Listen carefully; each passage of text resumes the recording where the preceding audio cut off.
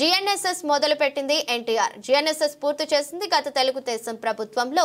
GNSS కోసం రాజశేఖర రెడ్డి గట్టిగా ప్రయత్నం చేసి కొంత పనులు చేశారు, పూర్తి కాలేదు. ప్రతి రైతుకు నీరు అందించాలన్నదే మా తెలుగుదేశం ప్రభుత్వ లక్ష్యం. అంతకు మునుపు వైసీపీ ఎంపీపీ దేవుడు మాట్లాడాడు.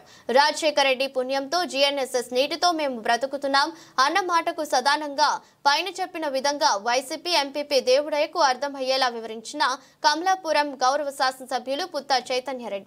ఎంపీపీ గారు రాజశేఖర రెడ్డి గారి పుణ్యం వల్ల ఇది పూర్తయిందని చెప్పి అని అంటున్నారు. పూర్తి కాలేదు. రాజశేఖర రెడ్డి గారు కూడా గట్టిగా ప్రయత్నం చేశారు, దానికి కావాలని చెప్పి దానికి కాలేదు. మొదలుపెట్టింది ఎన్టీ రామారావు గారు జీఎన్ఎస్ఎస్ మొదలు పెట్టారు.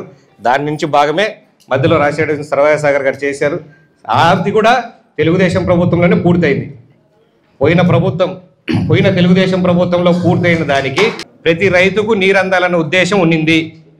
ఏ ఒక్క ఫ్యాక్టరీకో ఏ ఒక్క పర్సనల్ మనుషుల కోసమో అది మేము చేయలేదు. పర్సనల్ విషయాలకు అప్పుడు చేయలేదు. అప్పుడు మనం ప్లాన్ చేసినవి ఫీల్డ్ ఛానల్స్ కానీ కాలువలు కానీ పూర్తి కాలేదు. దాని మీద మళ్ళీ మేము 1-4 సార్లు పర్సూ చేస్తూ ఉన్నాము. అతి తొందరలో మళ్ళీ ఆ పనులు పెట్టి ల్యాండ్ అక్విజిషన్ కూడా డబ్బులు అడుగున్నాం. ముఖ్యమంత్రి గారిని కూడా దీనికి చేయడానికి ఆయన మళ్ళీ ఒప్పుకున్నారు. తొందరలోనే ఆ పనులు కూడా పూర్తి చేస్తామని చెప్పి సర్వరాయ సాగర్ వరకు మాత్రం పూర్తి చేస్తామని చెప్పి మీకు తెలియజేస్తాం. ఏ ఒక్క